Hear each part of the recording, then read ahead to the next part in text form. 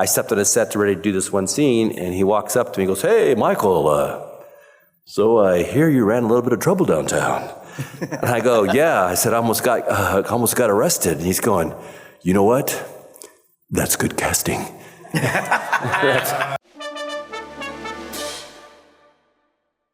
She's an actress and writer whose body of work includes Quarantine, Shoot to Kill, and several horror fan films. Today, she joins us to discuss the role of Sister Amanda Krueger, a.k.a. Sister Mary Helena, in A Nightmare on Elm Street, The Dream Child. Please welcome Beatrice Boepple!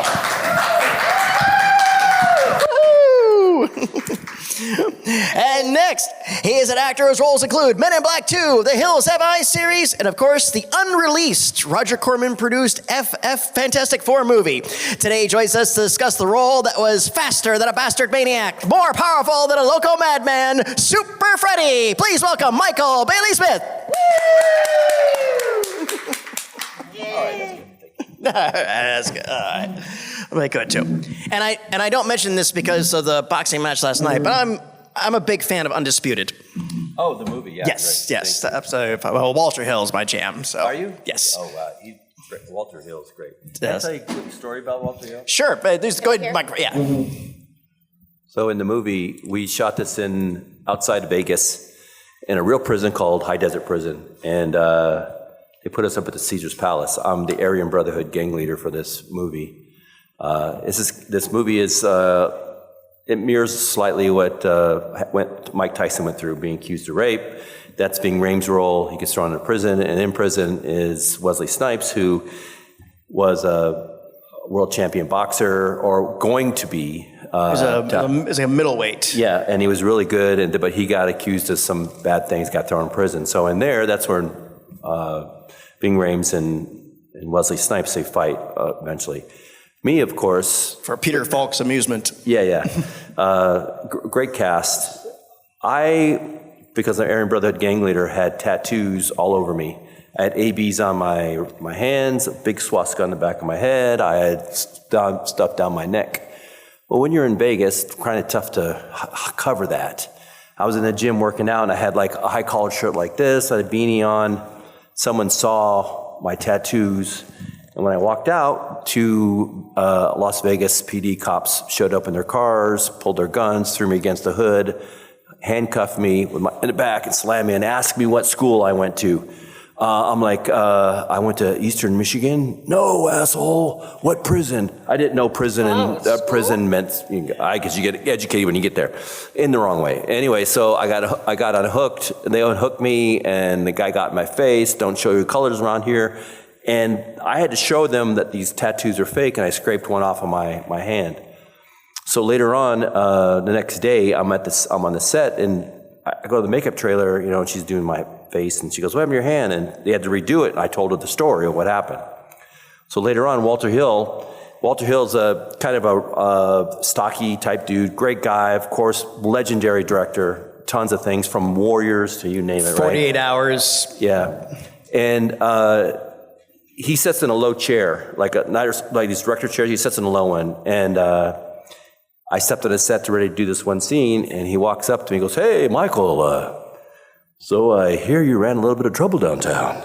And I go, "Yeah." I said, I almost got arrested. And he's going, "You know what? That's good casting."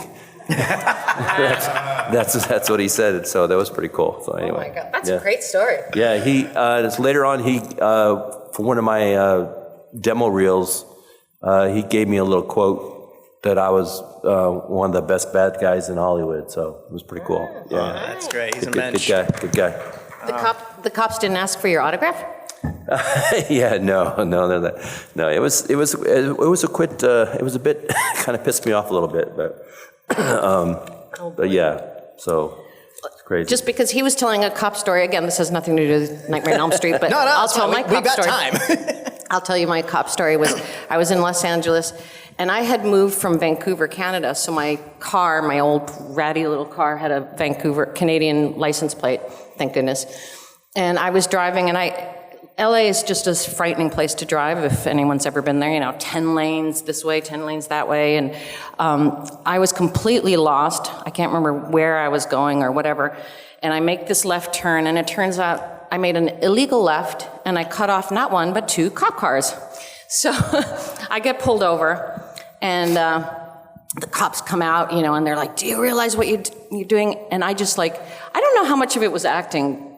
I think my acting did definitely come in to play, but I was probably not particularly acting. I just started crying. And I was like, I don't care, just please, just arrest me right now. And they're like, excuse me, ma'am, what? And I said, no, I hate driving here, it's terrifying, I'm from Canada, I don't know these roads, I don't know how to get back home, please, I don't want to get back in my car, so please, just arrest me.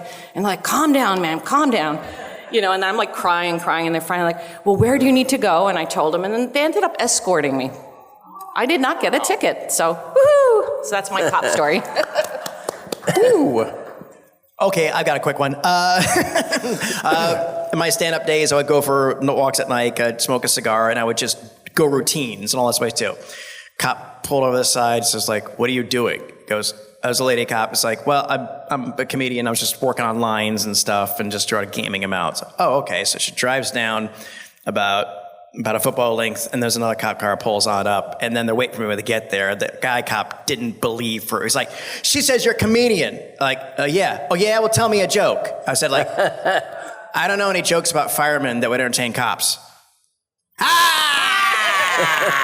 All right, you're fine. So I was like, okay, yes, all right, yes. Go for there. All right, so Nightmare, right, okay. Well, first of all, thank you for joining us here this weekend. Thanks for this inaugural one.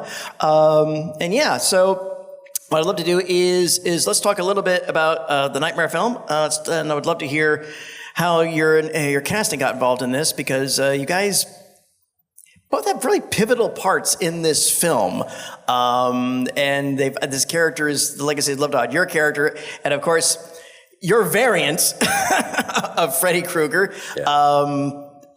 I still see it cosplayed once in a blue moon, and I never fail to geek out at it as Super Freddy. So who wants to go first? How did this blip in your radar? Okay, so I had been working in Canada, in Vancouver, and I actually had a successful career. I was doing a lot of stuff up there, and then right at the height of my career, I had just starred in 2 Canadian films. I was becoming the it girl there, and doing really, really well. And of course, I left it all to follow a stupid guy. And it was a bad move career-wise, because I was finally really known. And if any of you are actors, when you start off, you go to auditions, you go to thousands of auditions, and generally speaking, you'll end up quite often with the same group of people, because if they want a dark-haired, whatever, weight and height I am or whatever, that's what they want. They'll, I'm sure every time he'd go, it'd be all these big, bulky guys. So, Hulk, not bulky, hulky, hunky, hunky. I'm teasing you. No, he didn't play the Hulk, he played the Thing. The Thing, whatever, anyway. All right, big, strong men. Yes. Sexy men. Okay, anyway, I got to the point where I was the girl that when they would see me, they'd go, oh, fuck, because I would get the part. But there was always somebody like that before, Anyway, but the point is, at the height of my career, I left to follow a guy. I end up in Los Angeles, and the first audition I was sent to was Nightmare on Elm Street 5. My agent she just represented myself, Martin Sheen, Charlie Sheen, and Renee Estevez. She was just a private for them, and the only reason I got it, I think, is because I played Emilio Estevez's wife in Stakeout, so he had introduced, and the film I did, Quarantine, was showing in LA, so she came and saw it. Anyway, so she says, audition for this part, and I said, I don't like horror, I really don't want to do it. And she said, no, I want you to meet this director, Stephen Hopkins, he's up and coming, this Australian director. So I go in, and I just started chit-chatting with them and talking, and I ended up singing for them and doing silly things. And at the end of about an hour of chatting, they said, okay, that's it. And I said, thank you. And I get up, and they said, no, you're it. And I said, pardon me? You're Amanda Krueger. And they just gave it to me, and that never happens. It never happens. We'll be in touch. Yeah, we'll be in touch, and then you wait, and maybe you get a call back. If you're lucky, then you get a call back, and then if you're lucky, then maybe a screen test. It's usually a process to get a role in film. They don't cast you there on the spot. I don't know. They were very desperate. And they were doing everything very, very fast. Honestly, they really were. So I don't know. Maybe they said, okay, the next girl that comes in, if she can speak, let's hire her. Or I just look so much like Freddy. I don't know. But I got the part there on the spot. So that's how I got Freddy Krueger's mom. How much going into it? I mean, were either of you I mean, you're very aware of the Freddy films and everything else too. Yeah, Had you seen any of them at that point? So this was Elm Street 5. I had only seen one. I'd seen Elm Street, the original Elm Street when I was in theater school, in fact. It was my final year of theater school, 84. And I remember going with, a group of actors and, watching this character, Freddy Krueger, and being scared by hating the claws on the thing and just being wigged out, and kind of intrigued by the idea of him coming through your dreams and all that stuff. And here, I was a wannabe actor, and there's this Freddy Krueger, there's Johnny Depp, there's Amanda Wyss, and 5 years later, I've worked with all three of them, and it's like, just weird how it happens, but... That's showbiz. Yeah, that's showbiz. So how I got this role is kind of crazy. So I played some football for the Dallas Cowboys. Didn't last very long. I blew my knee out camp, and so I got my knee repaired. Chased some girl out to California, San Diego, actually. So we both. It's always wow. So we a guy and a girl, So we did the same thing. So I chased out. You did it for love. Yes. Yeah. So San Diego. For me, it lasted about a month, and then she dumped me for a bald guy when I had hair, which is really strange. But anyway, but she did, and then so I was training at Gold's Gym in San Diego in PB, Pacific Beach area. It's really great. And I befriended this guy named Steve Henneberry, who later became an American Gladiator. He was a Tower in American Gladiators. And he dabbled in Hollywood. He was Conan in the Universal live-action shows. So he'd go up there like every week to do a live-action show. Yeah, that whole show. Yeah, they did a couple versions of it. Yeah, agreed. He was that guy. And so, good guy. And I'm 6'4", I was about 290. I was shredded, about 9% body fat. And at the time, and he said, "Hey, I'm gonna go up to Los Angeles to review this movie called Nightmare on Elm Street. Why don't you come with me?" And I remember I said, "Well, I'm working right now. My degree is computer science, so I was working at Xerox debugging software for them. I was in a cubicle, which I'm not a cubicle dude. I respect people that are in cubicles, but I am not a cubicle dude. I'm just not." And So I said, well, let me go ask my boss. And so I went in and asked my boss, "Hey, can I take the day off?" She says, "No." I said, "Well, I'm quitting anyway." So that was good. I quit on the spot, and we drove up the 5 from San Diego and went on the 101, and I could see the Hollywood sign, the Walk of Fame. Holy crap! Literally, the audition was on Sunset and on Sunset and Vine, Hollywood and Vine, or Sunset and Vine. Yeah, between those two, Vine Street. The Brown Derby was still there, remember that? And so we went to this one building, we went in, and Stephen Hopkins was in the building. It was in the office, or whatever you call it. My buddy went in first, and then I went in, and he's like, "So, Michael, he knows Freddy Krueger movies?" And I said, "Of course. We need something big and scary that can laugh. Can you laugh for me?" I laughed this big laugh, and he goes, "That's fucking awesome. Guess what? You got yourself a job." And I'm like, You got it too, wow. And I'm like, "Wow, that's cool. Okay." And then 2 weeks later, I'm in the trailer with Robert Englund. He's talking about Freddy Krueger, the coolest, nicest guy you could ever meet in your entire life. Just chill, talking about that. We talked about life. We talked about Freddy Krueger. We talked about movies. And me coming from football, and the funny thing is, I lined up against people like Randy White and, famous guys that you would read about as a kid. Go against them. I wasn't scared of them. When all of a sudden the director goes, "Action!" Holy crap! I got to talk and walk at the same time. That drew me into wanting to be an actor. And so, for me to take a step further, after I did that role, I moved up to Los Angeles. I slept in my car for a few days until I found an apartment. Got an apartment with some weird dude. Slept on the floor. This is a guy that was big man on campus, right? Played football and at a high level, and I'm sleeping on the floor. I got a job at a computer test laboratory place to support myself, and at night, 4 nights a week, I was doing scene study, improv, and cold reading to learn the craft of acting. That's what I wanted to do. It took me about 2 years, 2.5, maybe 3 years before it started clicking, and then I started booking, and then it led to a 30-year career. Over 100 movies, TV shows, and whatever. So so this, I owe a lot to this. For The Hills Have Eyes, when I won the Fuse Fangoria Chainsaw Awards, when I got up and gave my acceptance speech, whatever, for best fight scene, best bloodiest beatdown, I gave big kudos to Robert Englund, because if it wasn't for him and how gracious and nice he was to me, if he was just like an asshole, whatever, a condescending dude, I would have probably said, "This Hollywood thing's for crap." But he was such a nice guy. I'm like, wow, this is what I want to be a part of. And the challenge of actually walking and talking at the same time. So that's the part. Well, Yeah. it was gracious that, because some actors could be like, no, I'll play Super Freddy. I've known people that are like, no, I'll play that. You don't need to bring it into stuff that way too. And so, yeah, and I heard glowing things about him. So absolutely. But yeah, it's always that, it's amazing that just a slight kindness early on can just put us all in a really good direction. Well, and just my experience of, I've worked in all different mediums, from, of course, commercials, but from sitcoms, 30-minute sitcoms, things like Family Matters,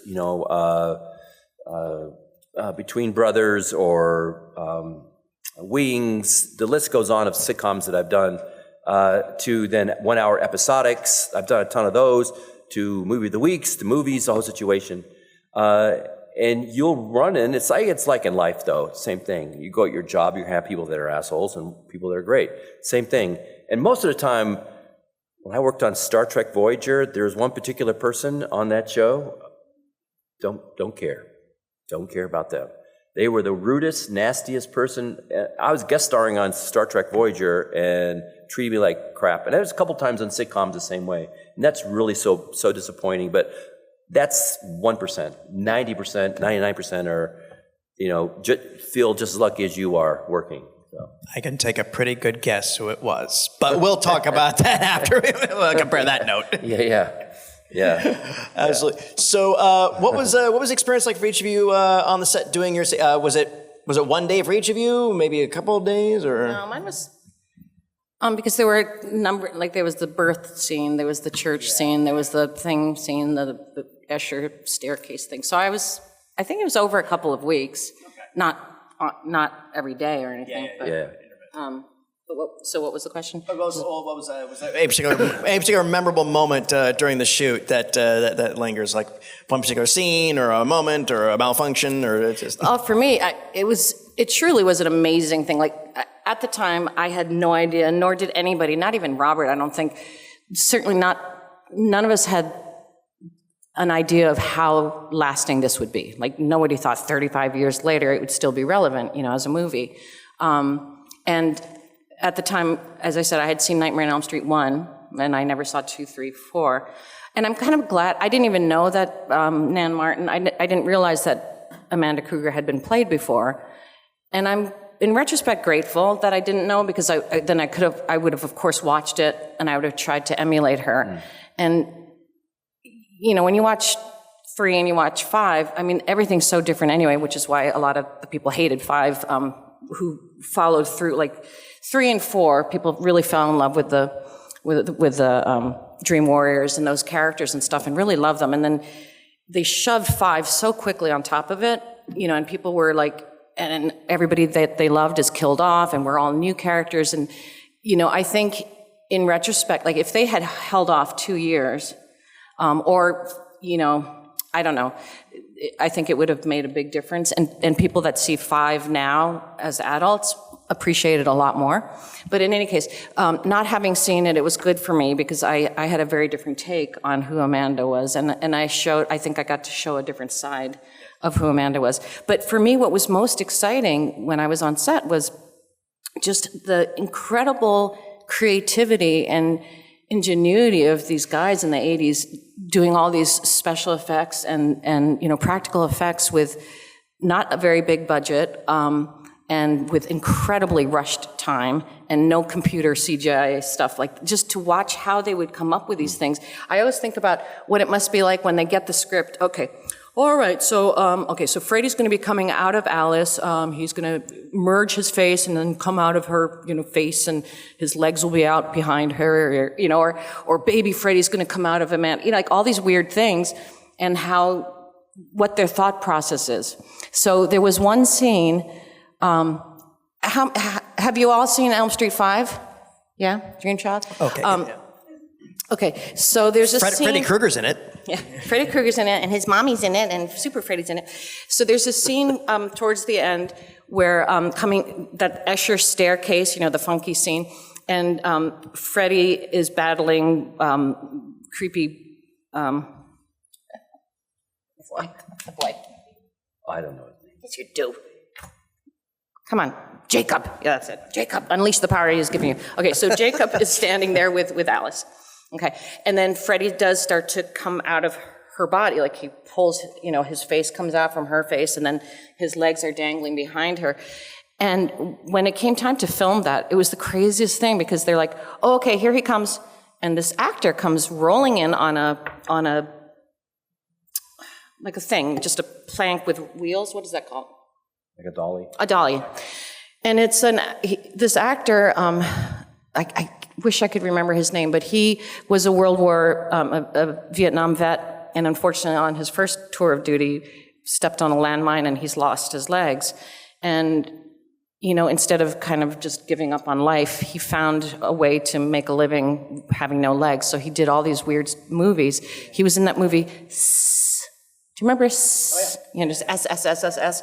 Yeah, and he was, I guess, the snaky guy, But in this one, because he didn't have legs, they were able to build this harness, and they put it around Lisa's body, who plays Alice, and they put him in that harness with no legs, right? So he's attached to her body, and like imagine, you have this human, attached to your body right here, and then they dressed him up as Freddy, and they had these little thin wires that would hold him up, and then they had prosthetic legs that moved in the back, on her back, when I was watching that, and I was thinking to myself, oh, so they're sitting around in a meeting going, oh, I know, let's go get Joe, whatever his name was, and we can put him in a harness. Like, just so creative. Or when I give birth to Freddy, and they have that amazing animatronic baby Freddy that looks around and scurries away, which was so cool. David Miller made that. But when he first comes out, another nun nurse is holding him, and he's, wiggling around in her arms in a blanket, and you hear, and that's where I'm like, give that to me, and that is no creature of God. And she says, oh, take solace, it's a creature of God. And then the baby leaps out of her hands, and then the camera pans to that creepy little baby Freddy. So what they did to have that creature jump out of her hands, what do you think they used? Does anyone know? Like, obviously that robot couldn't jump, like it didn't jump. It was just, it could, I think, open and close its eyes and turn its head. I don't even know if it moved, like they might have pulled it by a string. I can't remember how it moved out of the room, but it was, nope. What they used was a cat. So they took an orange tabby cat, and they covered it with fake blood and held it in the blanket. And if you wrap up a cat in a blanket, it's going to fight. So it's like wiggling around in her arms, and she's like, trying to hold it. And then on cue, when the director would give her a cue, she would release it, and it leapt out of her hands. And the camera just needs to see that flash of movement, sort of orange and bloody, and then it cuts to Freddy. Nobody thinks anything.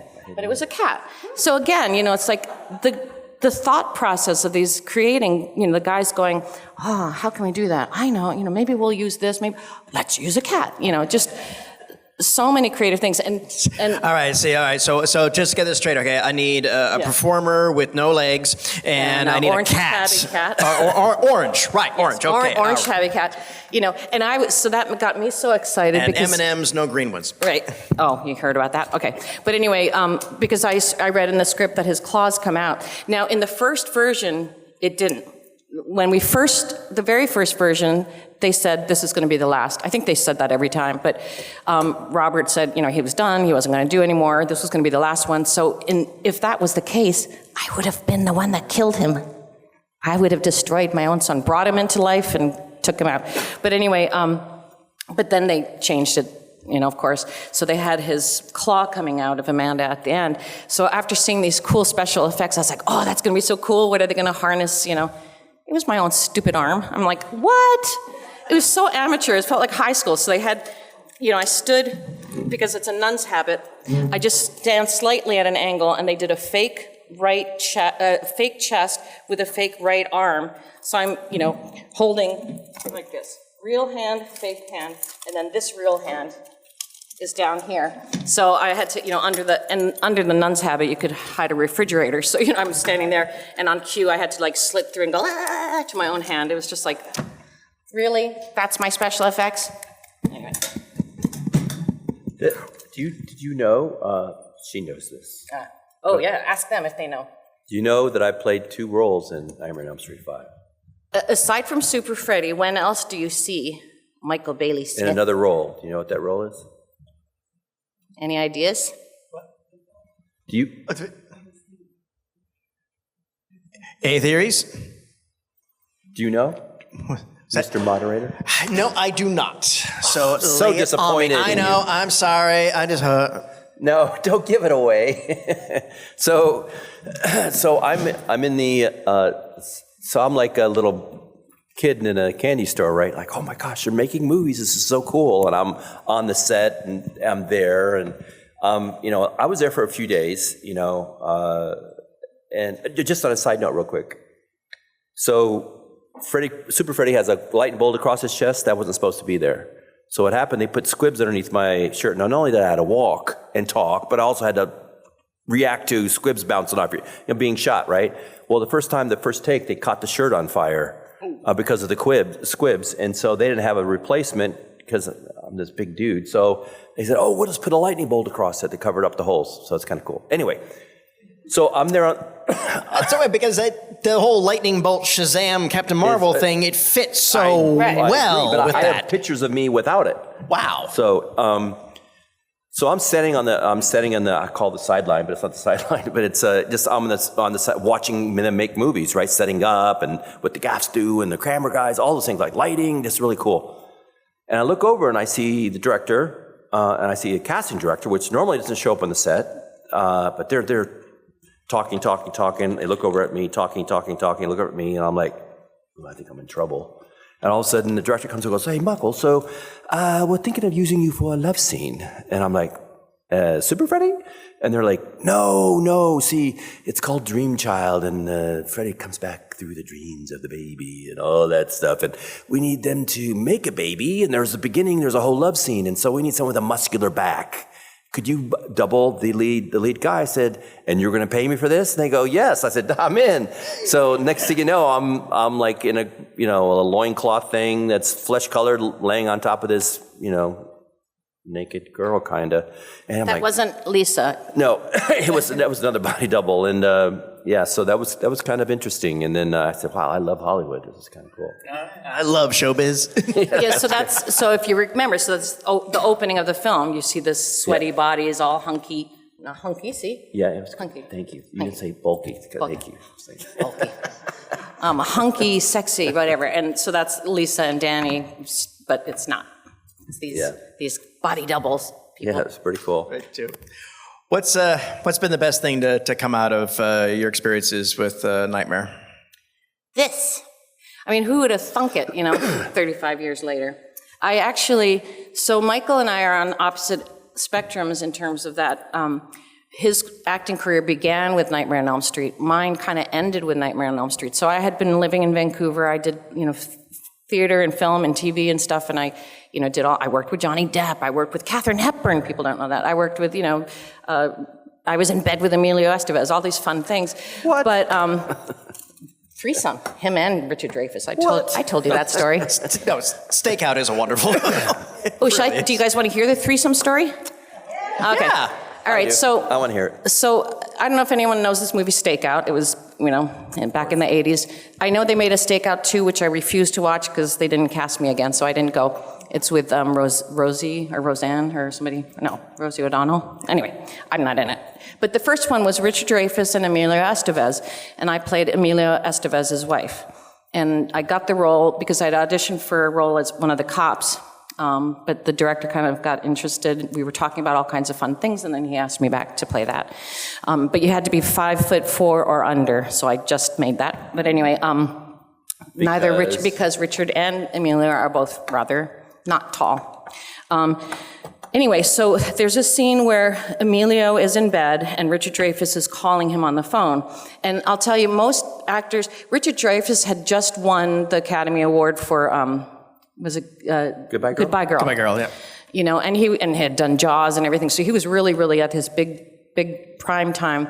And when you have, if there's a day where the scene, where you're off camera, a lot of big stars won't show up because, you know, somebody else will read the lines. You're not going to be in front of the camera, so just, you know, the camera is showing me and Emilio. Emilio's on the phone, so to just have the lines read to him, somebody off stage will read it, you know. But Richard Dreyfuss, being the consummate professional, came to set and was reading the lines. That's good. So it was very, very sweet. Ben, he also loves to ad-lib and everything. So there's, my character's name was Carol, and obviously we're all supposed to be friends. So at the end of the phone conversation, Richard Dreyfuss says to Emilio, "Kiss Carol for me." And so Emilio goes, and he kisses me. And then Richard Dreyfuss ad-libbed, "No, lower." Anyway, so they hang up the phone and we start to kiss. And nowadays they have a thing called the intimacy coordinator, which are hired on set for Screen Actors Guild. And I guess I've never had one, but I think what they do is they're like, "Okay, would you be comfortable if he touches you here? And how about here? How about here? No, gotta stop there. Okay." You know, and then they'll let him know you can touch her up to here, but not here, you know, whatever. I guess, right? Have you ever worked with one? Nope. No. Anyway, but so they coordinate so you feel comfortable with love scenes. It's somebody neutral that can go to the other person and say, you know, sets up your love scene, how far you'll go and how, you know, so forth. Back in the day, they just give you some alcohol and say, make out. That's pretty much it. So I'm in bed with... Harvey could tell that Holly Hunter really did it on the piano. Really? So I'm in bed with Emilio Estevez, and by the way, he had just done, you know, Breakfast Club and that stuff. He was pretty hot, you know, in the day too. So I had to be in bed with him, and we lie down, we start to kiss. And we're supposed to be married, and so we're kissing, and we're in bed. And the director is not saying, "Cut." So we're kissing, and we're kissing. And I'm like, we're kind of looking at each other like, what the fuck? You know, you're waiting for him to say cut. I can't keep kissing my husband just on the cheek and patting his little face, you know. So I start to kind of move my hand under the blankets and, you know, and he starts to... It was just very awkward and very embarrassing. It was weird. It's just an odd thing to do, and you just don't know how far to go. And I'm like starting to get a little nervous and uncomfortable because nobody's saying cut. It's going on and on and on, and we're starting to go like, what the hell? Do they want us to like really rip off each other's clothes? Maybe they did. But anyway, finally, in the middle of this awkwardness, I hear, "Threesome!" And Richard Dreyfuss comes running. The camera was still rolling. He came running in front of the screen and just jumped into bed. So I'm sandwiched between Richard Dreyfuss and Emilio frickin' Estevez. And I'm like, oh, an actor's job, you know. It was amazing. And then the director, John Badham, who's a pretty amazing director as well, he was like, "Don't leave me out." And he came and joined us too. So I keep thinking to myself, like back in the day, we didn't have cell phones. Like I would have been doing, you know, selfie, you know, taking pictures like crazy. You know, I don't have a record of it, but I keep thinking maybe one day, like when I die, they'll suddenly uncover this found footage because now they do all bloopers, right? Yeah. Like it would have been in a blooper reel, but they didn't have it at the time. Anyway, that's my threesome story. Oh, that's wonderful. If you ever cross paths with Richard again, ask him where he keeps that Academy Award. The answer is really funny. Okay. Yeah. I did meet him actually we were both at Scarefest, and I reminded him of that threesome, and he remembered it. Oh yeah, I'm sure he would. But I didn't ask him about that. What you want to know? Y'all want to? Okay, I did this real quick, and the final question, I was like, "Oh, by the way, where do you keep your Academy Award?" Because if you went into it, we can always ask him where they put it. So, it's on the mantle. And he goes just right away. He's like, "In the fridge." And I was like, "You're not joking, are you?" "No. I keep my Academy Award in the fridge. It pisses my wife off, but whenever I have guests over or anything else or interviews, I was like, oh, you want to help yourself to anything you want in the fridge?" And they're like, "I'll get a drink," then bam, it's right there. It. So I thought that was great. Thank you for indulging my capricious curiosity. Does anybody in the audience have any questions? Okay, we'll start off with you. Hold on. I'll bring the microphone down. Going to give you a treat too. Oh, hey, what's your name? Steven. Steven, what's your name? It's for the young lady. When you just said about the scene you were doing, in your mind, how far were you going to take that, being they didn't say cut as an actress? What were you going to do if you didn't say cut? And part two to that question, was that whole scene a joke? I never saw the film. Well, the scene was not a joke. I mean, they did eventually cut. I mean, obviously, when you watch the movie, Richard Dreyfuss doesn't jump out of the, he's not in it because he's on the phone, but, so they cut that. But how far would I have gone? Your principles might be at stake here. I know as an actress that I was a background actor for a long time, but, there's certain things you just don't want to do. Right. Yeah, no, I mean, fortunately, I was clothed, so there really wasn't that far it would have gone. I mean, and Emilio wasn't horrible to look at and kiss. I've worked with actors, not horrible to look at. I have had several love scenes and with very good-looking actors, but sometimes they're assholes, and I didn't. One scene, I did a movie called Matinee. It's actually a horror, I don't know what you call it. It's murders that take place at a horror film festival. And there's a lot of really cool actors in that film. It's Canadian, low budget, but you can look for it. And I had to make love with this guy, and it was back when I could pull off being in bed in front of the camera. But anyway, and the actor, I won't say his name, but he was very good looking, but we just did not get along. We had such bad, but the charisma apparently really worked. Like on screen, it came across, I guess because we both hated each other, it came out really well. And that's the amazing thing that I learned about acting when I was in theater school is the craft of acting, to be truthful, which is the most important thing. You want to be truthful, right? So that the audience believes what you're doing. If you're playing a scene where you're angry or you're playing a scene where you're sad, you don't need to be angry or sad. You need to feel something truthful. Be really feeling some emotion and plug it into your character and the situation, and it will come out truthful. And so I think the fact that we both kind of were like, oh, fuck, I gotta work with her, I gotta kiss her, and vice versa, it gave heat to the scene, and it actually came out okay.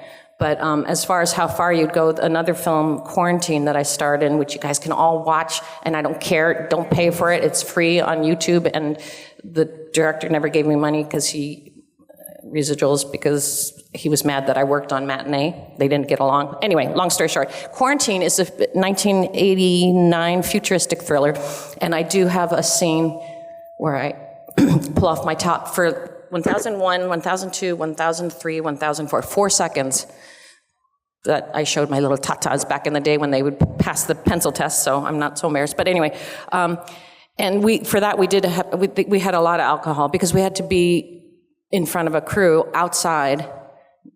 I was naked, my top was naked, his bottom was naked. It was, yeah. It's something. Actors do weird things. We do very weird things.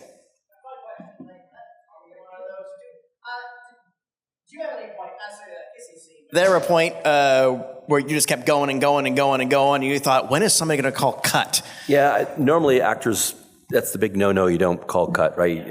But when I did Hills of Eyes 2, I played Papa Hades. I was in Hills of Eyes, and then I won Fuse Fangoria Chainsaw Award for that, and then they asked me back for the second one, playing the lead bad guy, mutant, whatever you call it. And there's a scene where, and I forgot it, Daniela, I forgot her last name, great actress. I rape her, and I get on top of her, and I go, "You give me baby." But